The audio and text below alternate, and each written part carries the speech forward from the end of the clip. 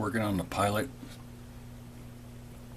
I'm going to try a different technique I just kind of thought of. I want to see how it works out.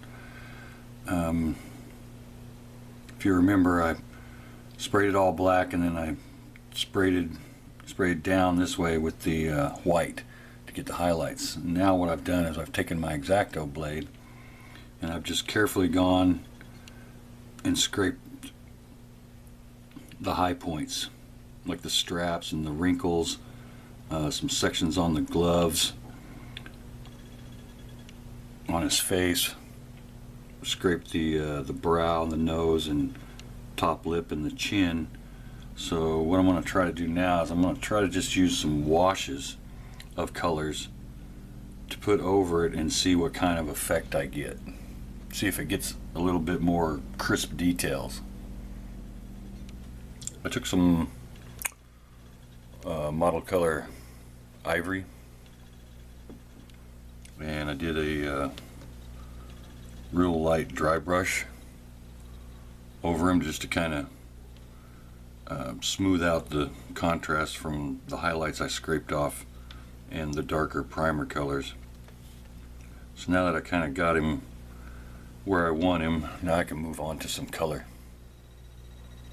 The only skin tone on the pilot is his face. So how I painted that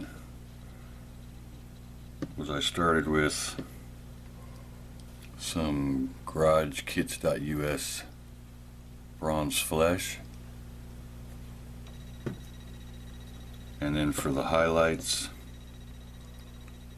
it's Model Air skin tone. Now the majority of his suit is green, so for that I'm going to use the Model Air Cam Green, and I'm going to mix it 1:1, 1 part paint, 1 part water, and do a wash first. Well, the footage I had painting this guy, I had it backwards. When I thought it was on, it was off, and when I thought it was off, it was on. So I got about an hour and a half of me humming and painting and listening to ball game and none of what I did to complete it. Okay, I got him a little test fit here in the cockpit.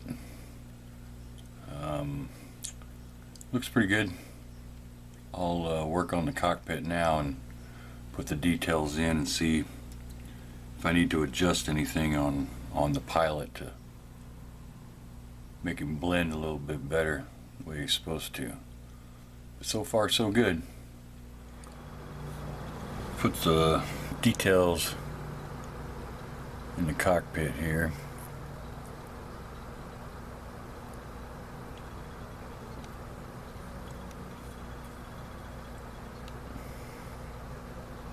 And what I did is I first did a very, very light dry brush of this Model Air light gray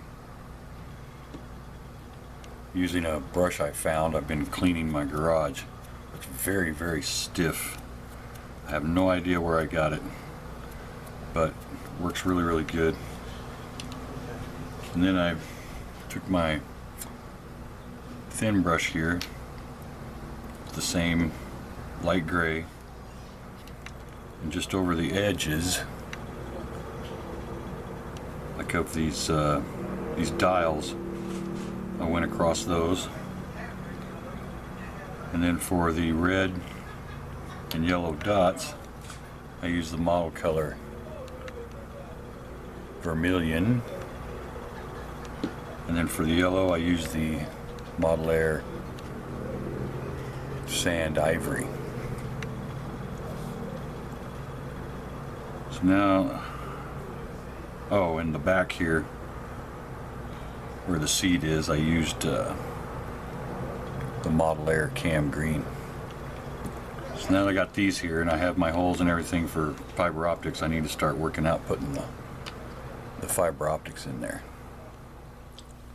I've got my fiber optics fed through. and I've glued the piece on. I've glued everything together. Now what I'm attempting to do is I'm going to get an SMD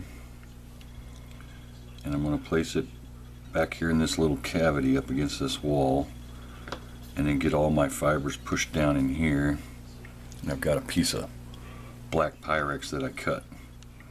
I still need to sand it some more so it fits better, but essentially what I'm trying to do is get the fit in here and then just slide it all the way down, so that will give me my light box, and then I can take some tulip and go around the edges so I don't have any light leaks. Got a temporary setup here so I can show you the lights.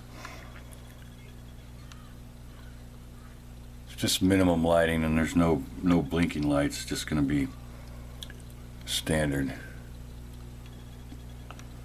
But as you can see, I got a couple on the right side there, and then there's a couple on the left side on those side panels, and then got a few on the front console. Just a little something to give it some more life. Before I put it all together, I wanted to show my madness here.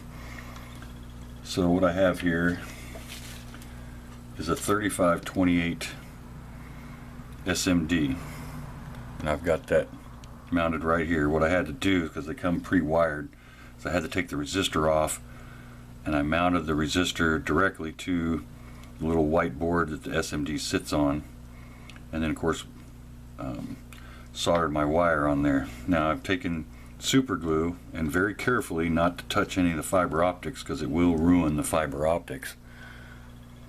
I've glued down in two other spots so that the wires are secure, so there's no chance of it pulling or anything.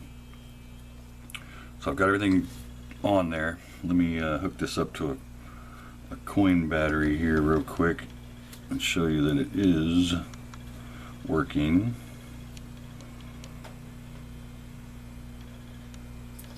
There. Oop, come here. There. So you can see I've got my SMD in there. Now what I'm going to have to do is I'm going to have to cut my fibers as close to the light as I possibly can, and then I'll be able to put a piece on top to cover everything so that I don't get that many light leaks. I'm not going to be able to use the original piece I cut because I've got my resistor in there, but I'll be able to cut a piece to stick in there and then put some tulip on it, and I should be good to go. Alright, got my lights working here. I look a little dim because I've got it on a coin battery. The actual stand it will be on will be 3 AAAs, so it'll be some more voltage. So it should be really in scale. So on the bottom here, I was able to take some tube styrene that just perfectly went around all of the fibers, push it down on there, and then I've got some 5-minute epoxy on it right now.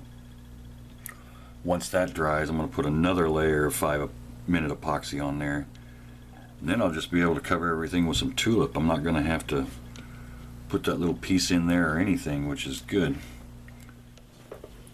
I've got my tulip in there and it's all dry. This is a tulip. So everything's set there. So now I've got my lights going.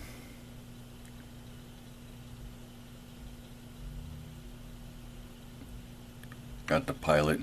I may do a little more reworking on the pilot. We'll see. So that's going to do it for part 2. Part 3, I'm going to be working on the lighting for the engines.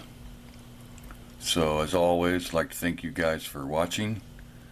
Thank you guys for subscribing. And I will see you all for part 3.